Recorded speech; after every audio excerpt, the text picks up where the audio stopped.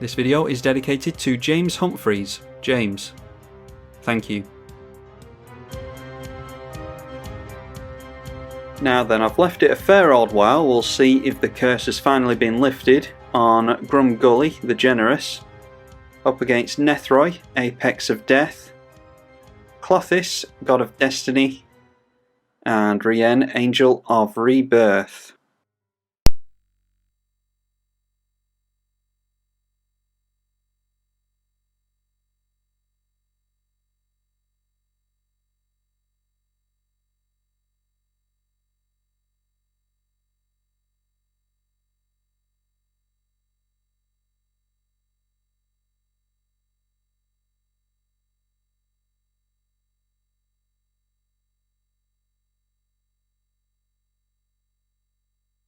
And there we go, we are getting into the ramp, that's good. So we've got a means of getting a good game underway here.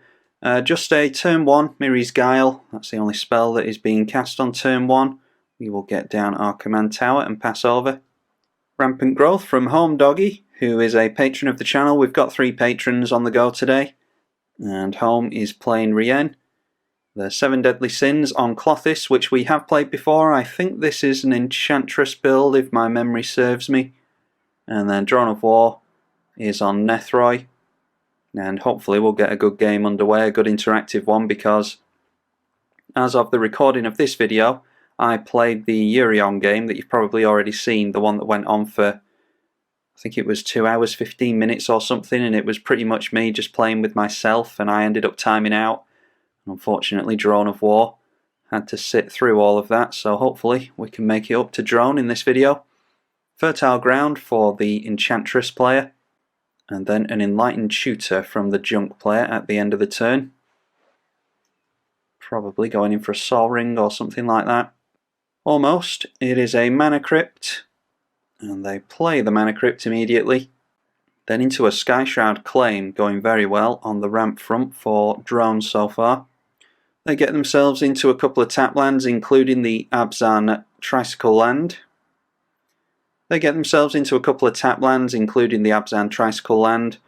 We have not made another land, so I'm glad that we got into that Kodama's Reach.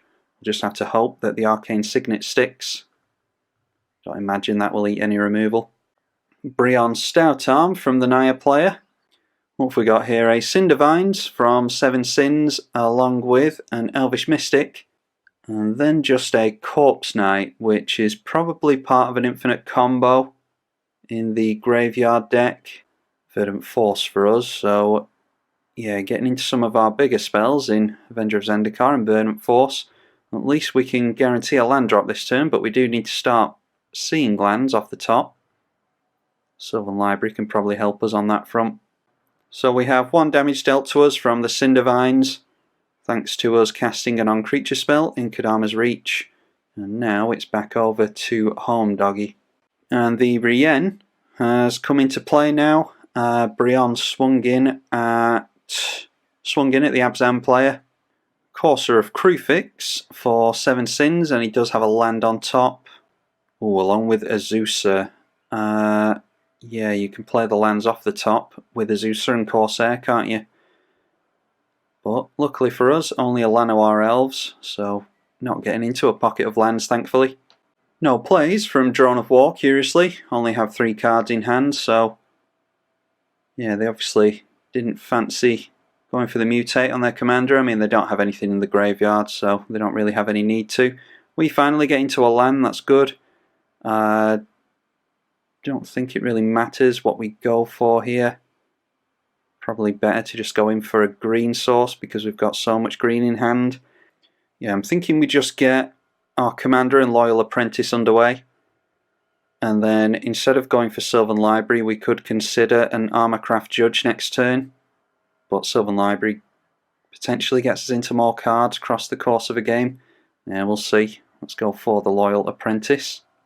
Not going to swing in because I don't want to make an enemy out of anyone. These two players are down to very few cards in hand actually, so yeah, maybe we should have swung in there, but we'll see what happens. Oh, that's a scary one. Gaiji, Honoured One. Whenever a creature attacks one or more opponents or planeswalkers an opponent controls, that creature gets +2 to its power. Yeah, they've already got some decently sized creatures. Let's see here. +2 to both creatures that swing in. That's going in at Sins. Both of them going in at Sins, so that is 14 damage, 7 of which is lifelink. Deciding not to block though. They're obviously hoping that their Corsair and Azusa combination will get them into a lot of lands, and Mirri's Guile might help them on that front. Glacial Chasm is on top now, which they can play. It will stop them attacking though, so they'll have to make sure that they actually don't want to attack before they go for that. And they've also gotten into a Nykthos, which generates them 8 green mana thanks to their devotion. Then a Keen Sense, whenever it deals combat damage to an opponent, draw a card that is on their commander. And then Red Sun Zenith. And Red Sun Zenith gets shuffled back in. I can't actually remember what Red Sun Zenith does, bear with me. Rarely ever see that one. Red Sun Zenith is X damage to any target, and the creature is exiled if it would die. And the Red Sun Zenith went on to Rienne. Now there is a 4/4 Courser of Kruphix going in at Drone. And it's noteworthy that a Reclamation Sage is on top, so I was thinking of getting down the Sylvan Library next turn, but don't know if that's a clever idea with a Reclamation Sage coming in. I think we are going to rely on the Armorcraft Judge after all. A Volrath Stronghold coming down, but no means of self-mill seemingly. Not yet anyway. 0 cards in 7 Sins hand, only 3 in Drones. Well, there goes our card draw, Toxic Deluge. And that's the problem with creature-based card draw. It goes down to a board wipe. Drone of War going down to 19 for that.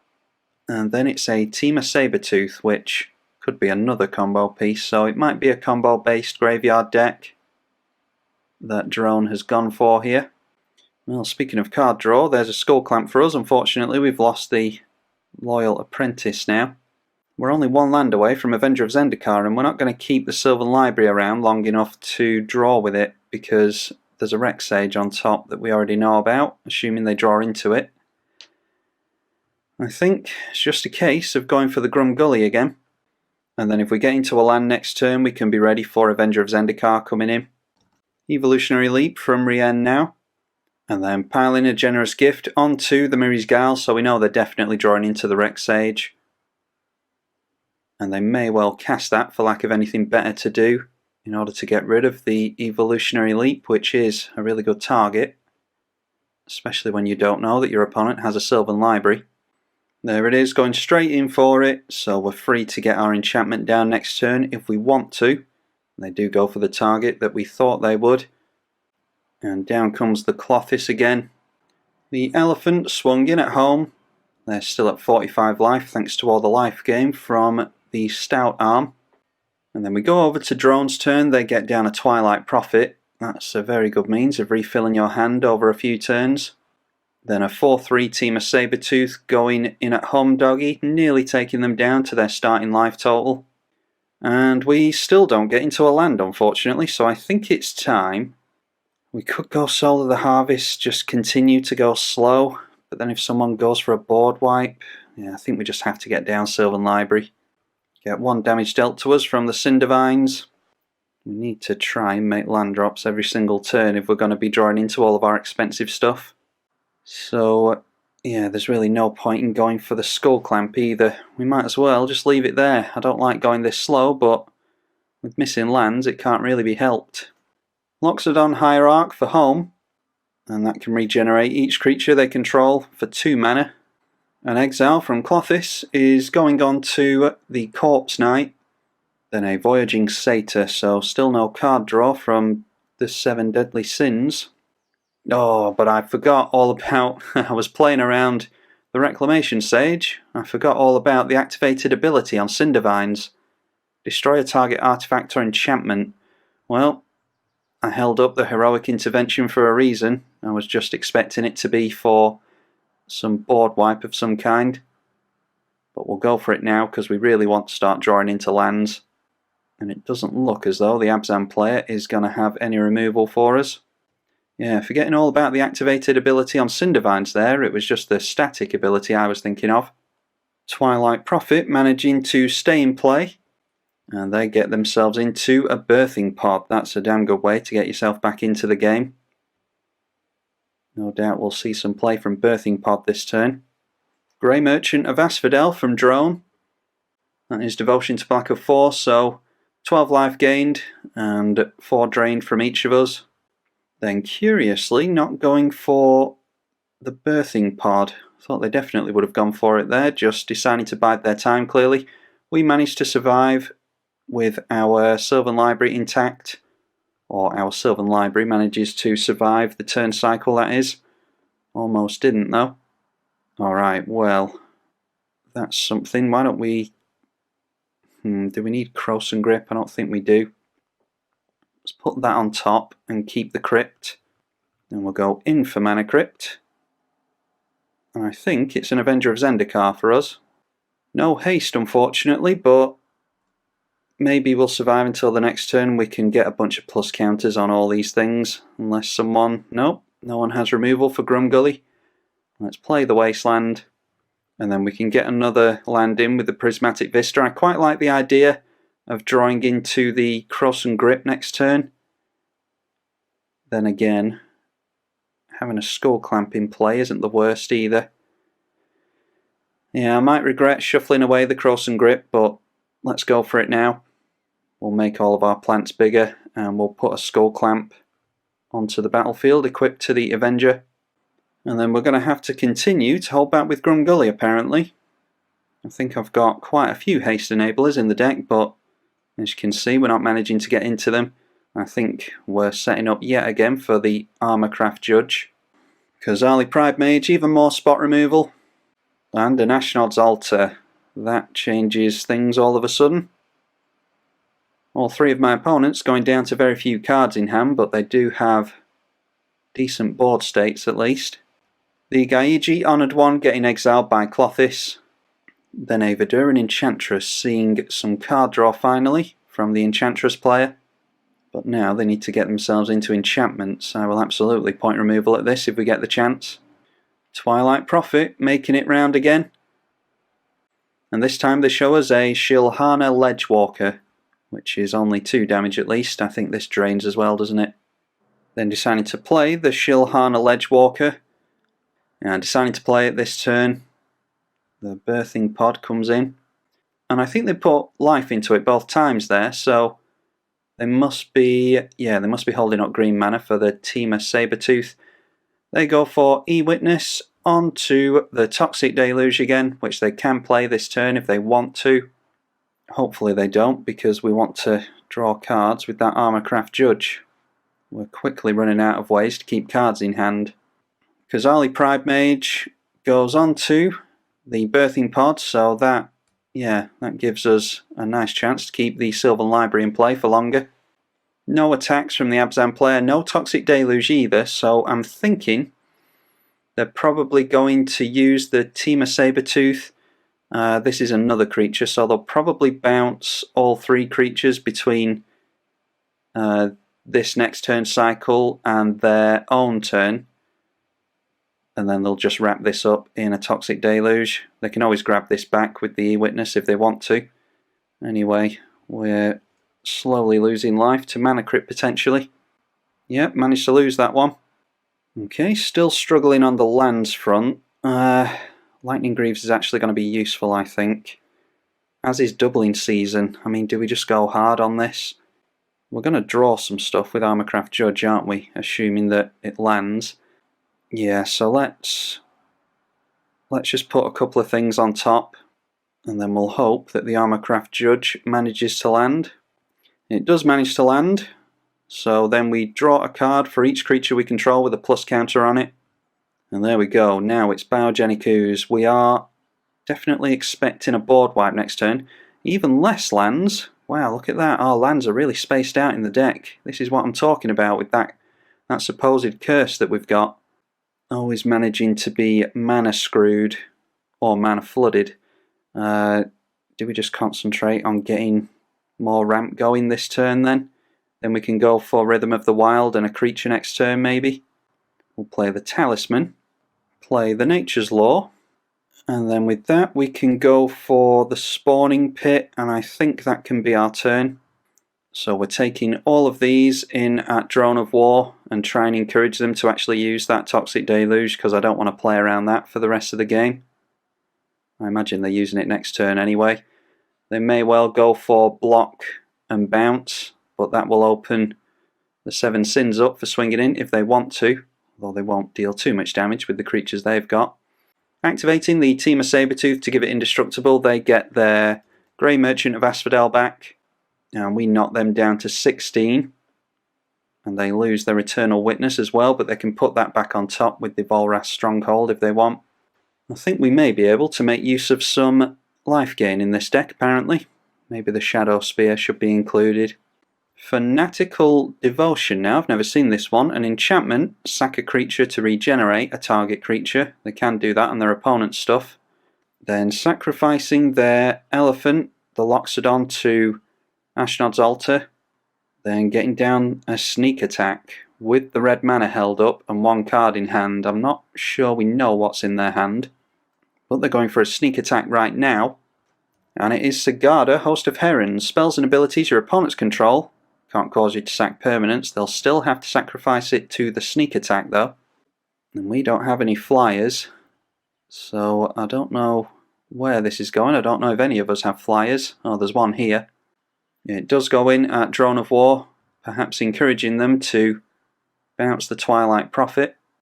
They're best blocking and bouncing it if that's what they're going to do, because they need to watch their life total with regards to this Toxic Deluge. They're going to have to put 6 life into it to get rid of our plants. But it looks like they're deciding to take it, so going down to 11, and that leaves both Home and Sins with no cards in hand, although, like we pointed out, there is an Enchantress over here, so it might be that they can get some card draw going this turn. Eternal Witness gets exiled from the bin. That's absolutely the right target for the graveyard player.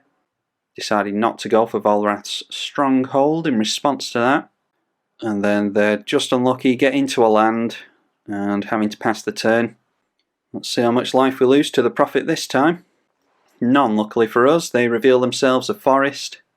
And they didn't go for an activation.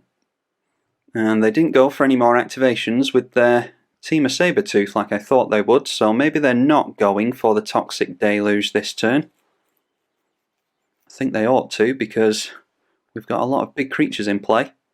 Sol Ring first of all, followed by that Grey Merchant of Asphodel again, so we all get drained for 4 again, and our opponent goes up by 12. And now they go for the Toxic Deluge, going back down to 15. That Grey Merchant of Asphodel's been really good for them. This will kill off everything. We might as well get some tokens onto, or counters onto the Spawning Pit. And Temur Sabertooth in response is going to bounce a creature. They went for their Twilight Prophet this time. And I'm thinking we could make use of Rhythm of the Wild and Doubling Season next turn. Maybe our commander as well. We'll have to see how much mana we've got. Now going for a bounce on the Grey Merchant of Asphodel. Their Temur Sabertooth is still going to go down here. Then we will sacrifice the Avenger of Zendikar. This will draw us a couple of cards from the Skull Clamp. And we get into a Persist creature. Yeah, we're almost on infinite there, aren't we? I don't think we can do anything with it, unfortunately. Does Doubling Season put twice as many minus counters on? Yes, it does, so we'll have to watch out for that. Anyway, sacrifice the Grumgully for 8 charge counters on the Spawning Pit. Yeah, I don't know if we've got time to win here. We'll dump an Incubation Druid back on top, and we'll just keep hold of Bane of Progress. We'll put a land on top as well. Play a land. And then how much mana do we have? Yeah, unfortunately, Unfortunately, we don't have enough for Rhythm of the Wild, our commander, and the Persist creature. We could make infinite tokens and go in at everyone. I think we just concentrate on Grumgully with the Lightning Greaves then. And then we'll get down the Greaves and we'll try and put it on our commander. Yeah, really, really sad that we couldn't get down Rhythm of the Wild there, because maybe we should have just gone for Rhythm of the Wild into a bunch of tokens. Maybe that would have been the better way to go about it. I don't know. We'll just make a token here. But Rhythm of the Wild doesn't give non-tokens Riot. Oh, right, okay. Non-tokens have Riot. Obviously the Spawn is a token creature. So we'll just hope that none of our opponents can get haste. There is a sneak attack over here, but I think this Abzan player is the one to worry about. So we'll just make sure they have less life. They seem to be using their life as a resource, so we'll go in at them. Yeah, unfortunately, I'm glad we didn't have enough mana to go infinite then, because I was thinking that the Rhythm of the Wild could give all of our tokens haste, but it in fact can't do that. The combo that I'm thinking of, by the way, is any Persist creature, along with a sack outlet like Spawning Pit, can give us infinite enter the battlefield abilities, infinite death triggers, whatever it is that we need. That would be infinite counters onto this. We'd need the mana to go with it to make the Spawning Pit tokens. Yeah, so it's not technically infinite. We really want something like Goblin Bombardment or the Blasting Station. That would be actually infinite. We could pepper the board with damage then. So we're almost there. Unfortunately, we know of 2 of the cards that are on top of our library. Anyway, an Aura Shards has come down from home. Luckily, no creatures can come into play. They've got an empty hand, as does the 7 Deadly Sins. Both of them are in top deck mode. So it's drones to win at this point. Or we could win it out of the blue if we're lucky. Klothys coming down again. And then just tapping out. There's nothing else for them to do apparently. They've got 1 card left in hand. Noteworthy that Urborg and Cabal Coffers have snuck down. I didn't realise that. So generating 11 mana from those with 2 cards in hand. They go for the Twilight Prophet again. Then it's Nethroi coming down. That has Death Touch and Lifelink, which just makes them even more difficult to deal with. And what can they get out of the graveyard? Oh, they haven't mutated that. So they're just getting as many bodies into play as possible, as well as a load of Black Devotion. This will be Devotion of 5. Grey Merchant of Asphodel has been the all-star of this game. They jump all the way up to 27. Yeah, I really don't see us winning this one unless we're really lucky with this draw. Would have liked a shuffle effect, but we've hardly gotten into any fetches this game. Let's test our luck on the Mana Crypt. We lose that one as well. So going down to 2, and we probably lose to the Twilight Prophet next turn. It was just a 3 visits on top. Yeah, I don't really see what we're going to do this turn without haste. I mean, I think all we can really do is get down the 2 Tramplers and try and pile on as much damage as we can, but that's 5 lifelink. Yeah, we're going down next turn anyway, so yeah, I think we're done for. We'll just, if by some miracle we manage to survive until next turn, we'll shuffle the top cards of the library away. We will try and draw ourselves a card with Soul of the Harvest. Just going to have to try our luck. That can come in with haste. It will get a plus counter from Grumgully. And then it's 1, 2, 3, 4 and 5. So we wouldn't have enough mana for the Goblin Bombardment even if we did draw into it. Yeah, I'm just going to go in for the Scuzzback Marauders. I hope we don't draw into the... I really hope we don't draw into Goblin Bombardment now, because that'll mean that I shouldn't have gone for Nature's Law. Yeah, Wheel of Fortune might have done something for us, but we just haven't been fast enough this game. Let's go for a Clamp onto there, and we'll just go in at Drone for as much damage as we can. We've actually got infinite card draw here, haven't we? Is this me not knowing the deck well enough? I think if we hadn't have gone for Nature's Law, then we would have had enough mana held up, because I tapped down the command tower just to pass through the turns easier. We would have had an additional mana held up, or even if I could still have gone for the Nature's Law. Oh, that's annoying. Yeah, I tapped down the command tower, and now I've realised that we actually have the game because... yeah, that's annoying. This is just... I'm a jack of all trades and a master of none. There's no deck that I play that I'm absolutely superb at. What I'm realising now is this isn't a cast effect, this is an ETB effect. We can have infinite enter the battlefield effects on the Scuzzback Marauders, draw our deck, play one of the lands that we get into, and then we've got 2 mana held up with command tower and the land. And once we get into the, what's it called, Goblin Bombardment, we can play that for 2 mana and peck everyone to death with Scuzzback Marauders. So, unfortunately, throwing that one away by the looks of it, but like I said, I'm not a master of any trades, unfortunately. But for any of you that want to build this Grumgully deck, and you want to know all the plays inside and out, the types of players that only have, like, 3 decks to worry about, you would definitely see the plays like that, but I've got tens of decks, so I obviously can't remember all of them. Grand Warlord Rada, that's a 3/4 with haste, and it will trigger Aura Shards.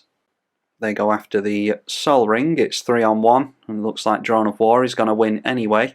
We just really have to hope at this point that either Twilight Prophet gets removed, or at the very least we dodge the triggered ability on it, and it doesn't swing in at us.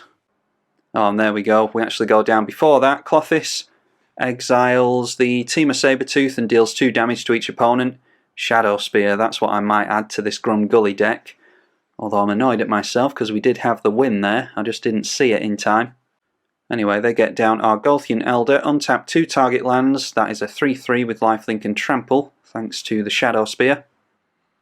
And Eladamri's Call revealed off of the Twilight Prophet. Nethroi Apex of Death comes in again, and now swinging in at home with the Twilight Prophet. Swiftfoot Boots from home, then just deciding to hold back and pass over to Sins.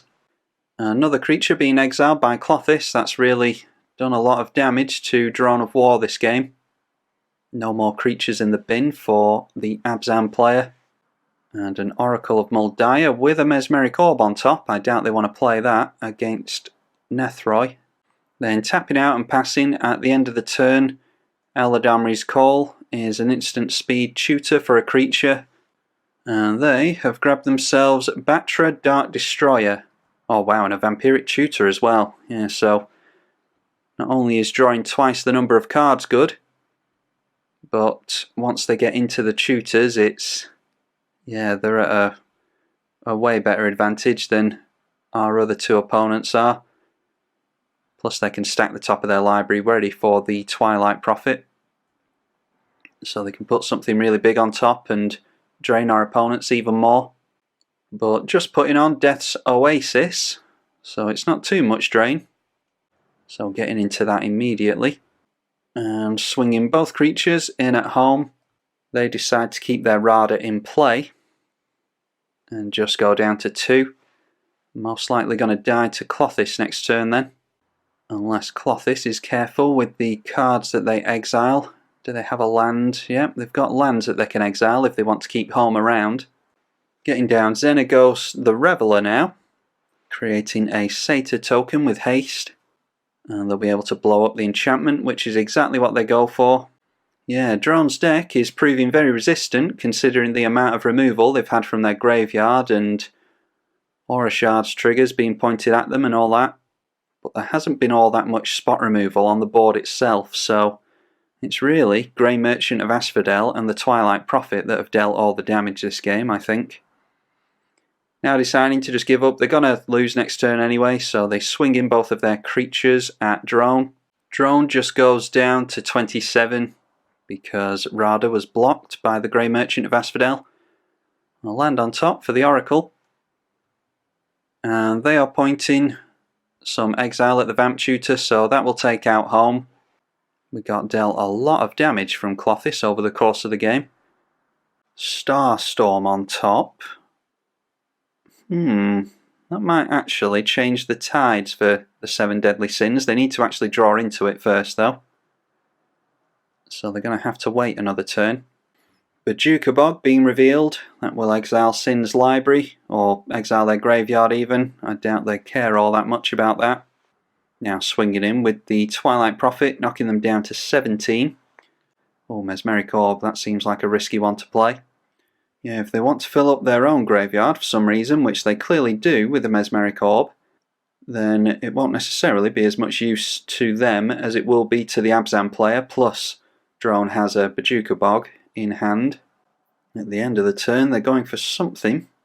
Oh no, they're not. They're just tapping down all their permanents into the Mesmeric Orb so that they can fill up their graveyard. So they untap all of their lands.